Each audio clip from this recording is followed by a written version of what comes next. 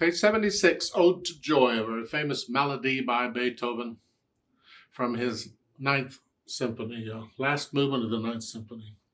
In this lesson, they're introducing a dotted quarter note and an eighth note combination. Yeah, whatever.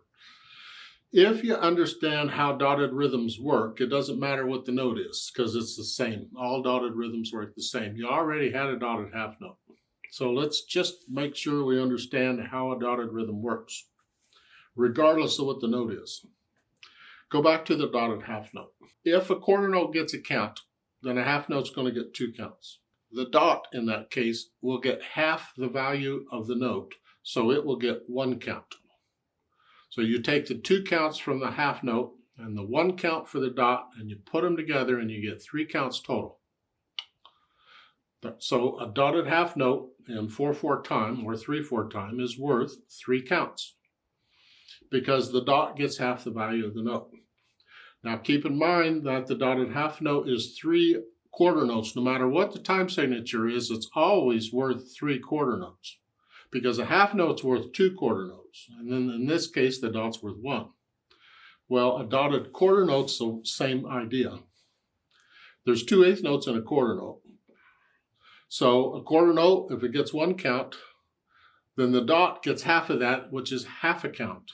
So the dotted quarter note gets 1.5 counts. Or it's the same as 3 eighth notes. 1 and 2 and 1 and 2. So it's 3 eighth notes. And then something has to come on the end of whatever the dot is on. For instance, let's just take a note. And if I'm going to play quarter notes here. If I go back to the dotted half notes, this dotted half note, quarter note. 1, 3. So then something else comes next. 1, 2, 3, 4. So the dotted half note gets 3 counts, and then something comes on the next count. Well, with the dotted quarter note, if I come here and I play eighth notes, 1 and 2 and 3 and 4 and. The dotted quarter note gets 3 of those, 1 and 2. And then if there's an eighth note after it, it comes on the and of 2. 1 and 2 and. Because the dotted quarter note took up 3 of them. And then there comes 1 and 2 and.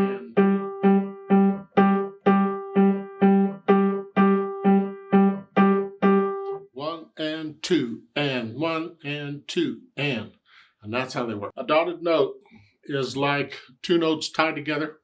The dot represents a note.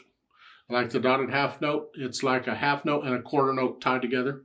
The dot represents a quarter note, which is half the value of the half note.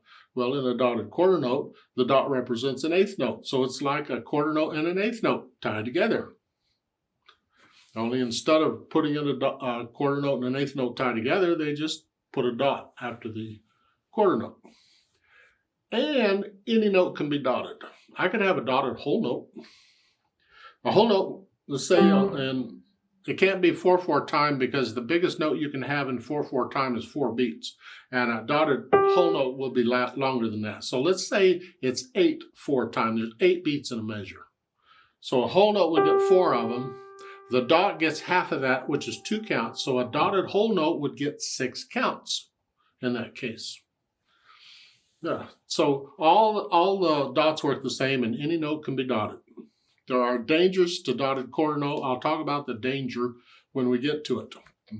And that's pretty much dotted quarter notes. You can just be as confused as you want to be when you can Google them if you want to, but I look at it either as it's 1, and the half note comes on beat 3, or the dot gets half the value of the quarter note, or the note, whatever it is.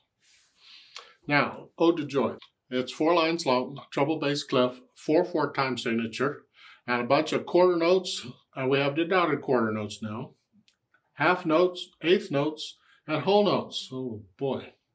Everything's here except the dotted half note. Okay. Right hand first. You're starting here, which puts you here. G position. All quarter notes. Not too bad, I hope. until you get to measure 4. It's 1 and 2 and 3. So the quarter note comes on beat 1, and the half note comes on beat 3. 1 and 2 and 3. That's basically all it is. Measure 9. 1 and 2 and 3 and 4. And 1 and 2 and... You get the idea? And again, I'm only counting at first to get the rhythm. Once I have the rhythm, I don't count it anymore. I feel it, is all. Left hand, well, you got a G and a D. So again, we're in G position. And we've had these chords before. The top note's staying the same, just the bottom note's changing. That's handy. Till you get to the third line. Measure 9 is just one note.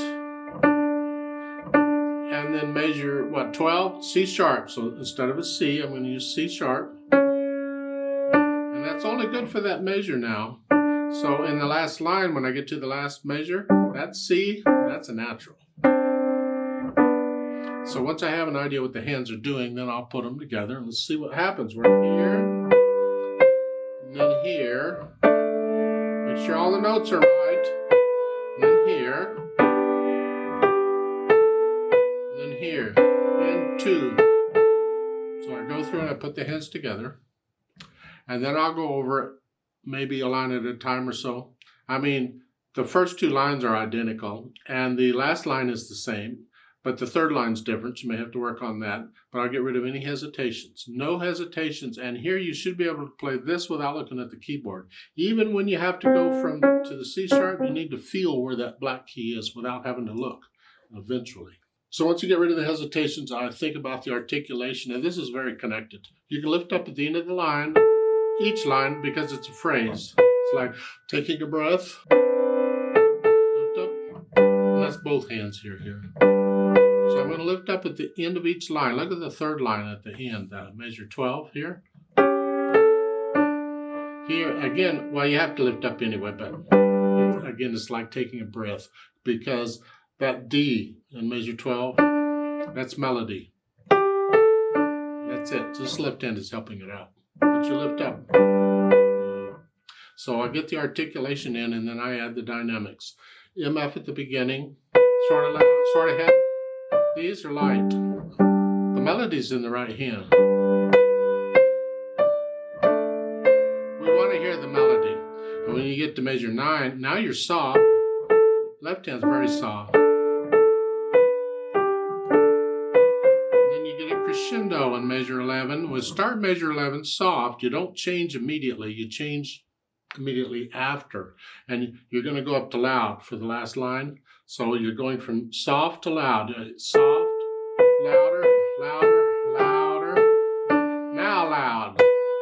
So it's like I took it like maybe a couple notes at a time. I just got a little louder. So again, in measure 11, soft, just a hair louder, louder, louder, now loud.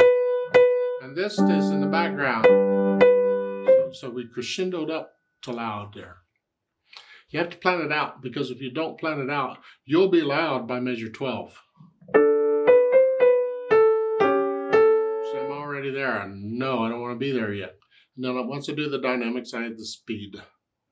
Majestically is, again, it's a mood. Just think of a procession or something. It's just a very proud piece.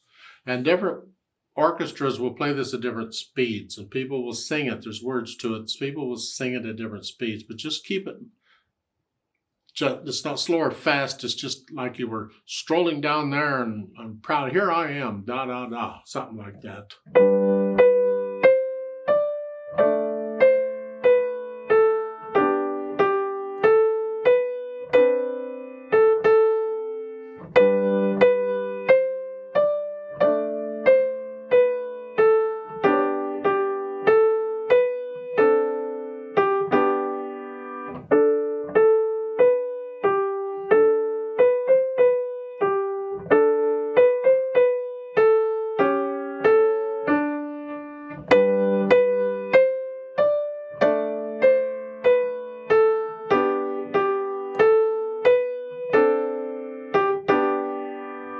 Something like that.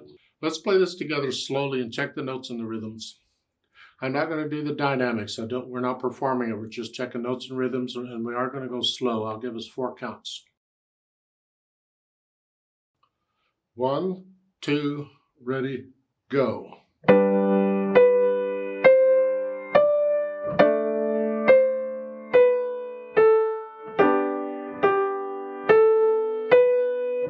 And 2, and 4, and.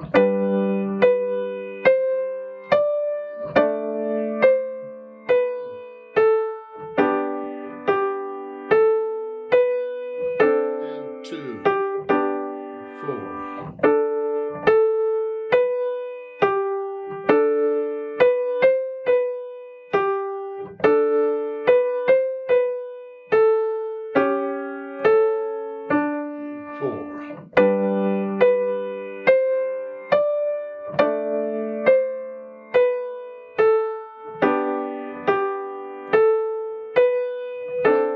Two.